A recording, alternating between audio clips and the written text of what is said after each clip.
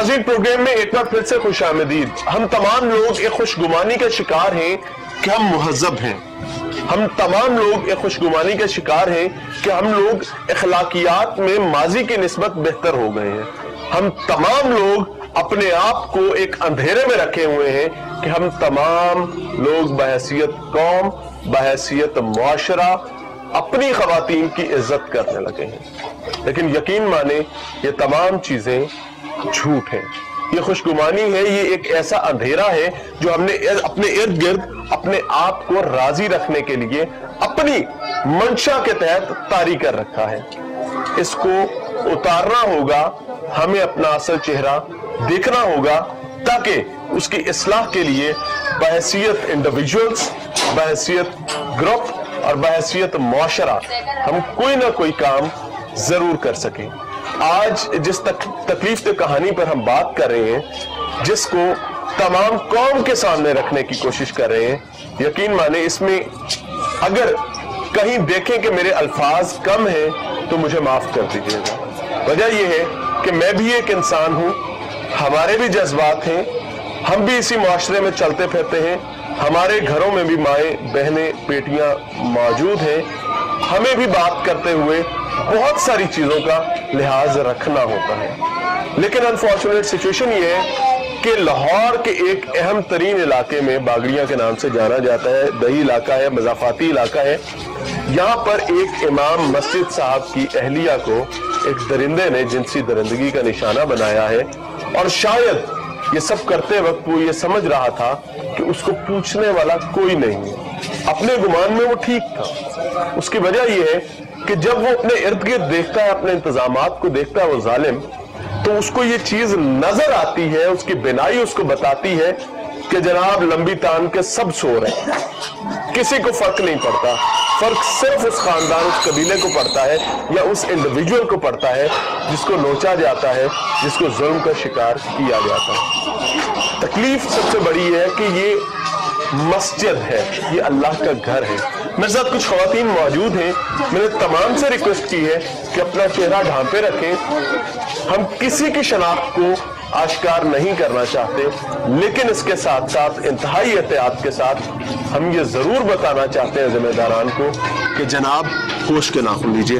अस्सलाम वालेकुम माँ जी। वालेकुम सलाम। माँ जी, आप इसी इलाके की रहायशी हैं? जी, मेरा ये सामने वाला घर है। कितने अरसे से यहाँ रह रही हैं? ये 20 साल हो गए हैं। 20 साल जिंदगी आप यहाँ गुजर गए। ये आपके बिल्कुल सामने मस्जिद है। हाँ जी।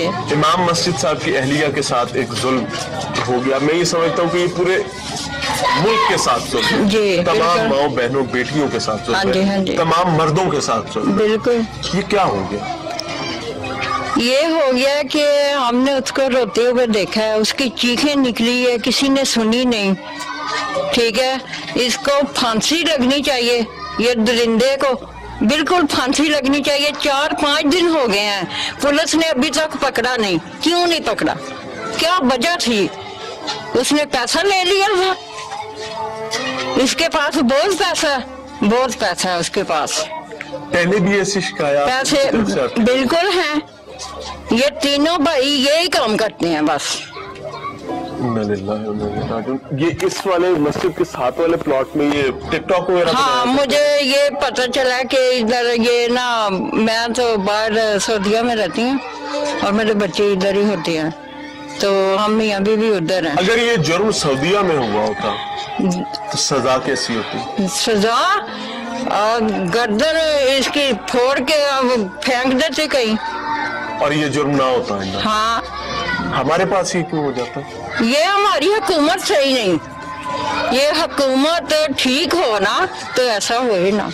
कितनी गैर महफूज आप आज महसूस करती हैं एक औरत को? जाहिर है, जो बंदे हैं ये घर में अकेली, औरत तो अकेली होती है ना। जब घर अकेली होती है, महफूज घर में नहीं है तो कहाँ होगी? हम ये समझा करते थे कि घर की 4 दीवारी एक ऐसी रियासत होती है जहाँ की मलका खातून हुआ करती है, और वो खातून सबसे ज्यादा महफूज अपने घर में होती है। अब तमाम चीजें एक बराबर हो गई, वो चाहे कोई मकाम हो, कोई शाहराह हो, कोई घर हो, तमाम जगह कहानी एक है। वजह यह है कि निजाम मफलूज हो चुका हुआ है। अस्सलाम वालेकुम। वालेकुम। आपकी علاقے کے جو بچے ہیں وہ یہاں قاری صاحب کے یہاں پڑھتے ہیں جی بچیاں قاری صاحب کی اہلیہ سے پڑھتی ہیں. کیا آپ لوگوں نے اس قسم کے معاملات ماضی میں بھی کبھی دیکھے تھے کہ ایسا سوچا بھی تھا کہ یہ بھی ہو سکتا؟ ایسا کبھی زندگی میں نہیں سوچا. میری 50 سال ایج ہو گئی کہ کبھی اللہ کے گھر میں بھی کوئی ایسا کام کر سکتا ہے. ہم تو اس بات پہ رو رہے ہیں کہ اللہ کا گھر جس نے نہیں چھوڑا اس نے کیا چھوڑنا ہے.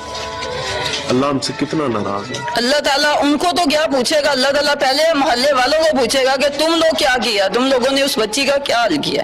وہ ہمارے پاس ایک پردیس سے آئی ہوئی ہے, حفاظت کے لیے ہمارے پاس وہ بیٹھے ہوئے, ہم نے اس کی حفاظت نہیں کی.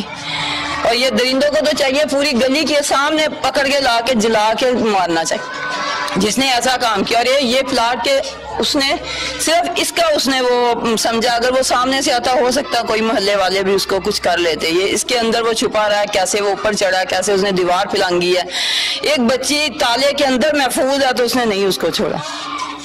بدقسمتی بدقسمتی. السلام علیکم ماں جی. وعلیکم. ماں جی اتنی لمبی عمر ماشاءاللہ گزاری, ہاں جی بیٹا. کیا اس میں ایسے سانحات حادثات بھی دیکھے تھے؟ کبھی بھی نہیں دیکھا, ہمیں تو فکر ہی نہیں ہوتی تھی. اب ہماری بچیاں بھی ہمیں محفوظ نہیں لگتی کیونکہ پڑھنے جاتی ہیں, گلی سے نکلتی ہیں, باہر نکلتی ہیں, اور ہمارا دل جو ہے نا وہ ٹھیک نہیں رہتا. اور ہمیں فکر رہتی ہے کہ ہماری بچیاں, ہم ایسے محلے میں رہ رہے ہیں کہ ہماری بچیاں محفوظ رہیں گے. ہماری بچیوں کا کم سے کم حفاظت ہونی چاہیے, اور عمران خان کو چاہیے کہ ان کو قاری صاحب کو انصاف دیں. بالکل ملنا چاہیے, کسی کو انصاف ملنا اور چاہیے, ان کو سیدھا سادہ پھانسی لگنا چاہیے. اچھا ہمارے ہاں نا جب بات کی جاتی ہے نا سخت سزاؤں کی, تو تمام لوگ جو اپنے آپ کو بہت معزز سمجھتے ہیں وہ فوری طور پہ دل پکڑ کے بیٹھ جاتے ہیں. اگر سخت سزائیں نہیں ہوں گی, آپ کیا سمجھتی ہیں کہ اس کی سخت سزا ہونی چاہیے جیسے نظام چل رہا ہے ویسے؟ نہیں, ویسے نہیں چلنا چاہیے بیٹے, سخت سزا ہونی چاہیے. کیونکہ سزا نہیں ہوگی تو کسی کو بھی مطلب نہیں ملے گا تحفظ. بالکل. السلام علیکم ماں جی. ماں جی آپ بھی یہی رہتی ہیں اسی علاقے میں؟ یہ کیا بات ہے؟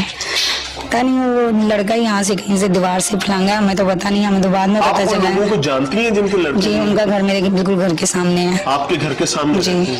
ان کی پہلے بھی اس قسم کی رپورٹ بہت زیادہ سنی ہوئی ہے ان کی, تینوں بھائیوں کی تقریباً بہت زیادہ سنی ہوئی ہے کہ 3 بھائی جو ہے نا وہ زیادہ تر, ایک بھائی جو اسکول میں پڑھاتا ہے اس کی بھی 2-3 دفعہ یہ باتیں سنی ہیں کہ اس نے ایسا کیا ہے. کوئی چھوٹی سی بچی ان کے کوارٹر میں رہتی تھی, اس کے ساتھ بھی کچھ کیا تھا انہوں نے. کافی زیادہ باتیں سنی ہیں, لیکن نہیں, مجھے ایک چیز سمجھ نہیں آتی کہ جب ایک ظالم ایک دفعہ ظلم کر لیتا ہے پھر وہ بچ کیسے جاتا ہے, پھر دوبارہ کرتا ہے. نہیں, بس وہ تھوڑا سا ماڑے لوگ تھے, انہوں نے کوئی آواز نہیں اٹھائی ہے, اس وجہ سے یہ امام مسجد ہے ان کی وجہ سے ساروں نے آواز اٹھائی ہے. اب دیکھیں کیا بنتا ہے, یہ تو گورنمنٹ کا کام ہے, انہیں کیا کرنا. یہی بس دینا چاہتے ہیں کہ ان کو انصاف ملے. پردیس سے آئے ہیں, بیچاری پردیسی ہے, بچی وہ ہے, اس کی اتنی زیادہ کوئی ایج بھی نہیں ہے, دونوں کی اتنی ایج نہیں ہے. بس یہی کہیں گے کہ انصاف ملے. نوجوان ہیں اور اسی عمر میں ان کو یہ تکلیف دیکھنی پڑ گئی ہے. میں یقین مانوں, ایک بار پھر معذرت کرنا چاہوں گا کہ اگر کسی کی دل آزاری اس وجہ سے ہو رہی ہو کہ مذہب کا معاملہ ہے, ظلم کا معاملہ ہے, تو میں دست بستہ درخواست کرنا چاہوں گا کہ اپنے دلوں کو برا نہ کیجیے گا, اپنے سینوں کو وسیع کیجیے گا اور معاملے کی سنگینی کو سمجھنے کی کوشش کیجیے گا. میں دست بستہ درخواست کرنا چاہوں گا تمام ذمہ داران سے, بالخصوص پنجاب پولیس سے, کہ یہ اب میں یہ نہیں کہوں گا کہ یہ آپ کا ٹیسٹ کیس ہے, اب یہ روٹین ہو گئی ہے. یہ زخم ہر آئے روز تازہ ہو جاتا ہے. اس ناسور کو اس کا کوئی نہ کوئی حل ضرور کرنا پڑے گا, نہیں تو یہ ایک ایسا ناسور بن جائے گا, یقین مانے نہیں پتا آنے والا کل ہمیں کہاں لے کر جائے گا. ہمیں آج کچھ کرنا ہے.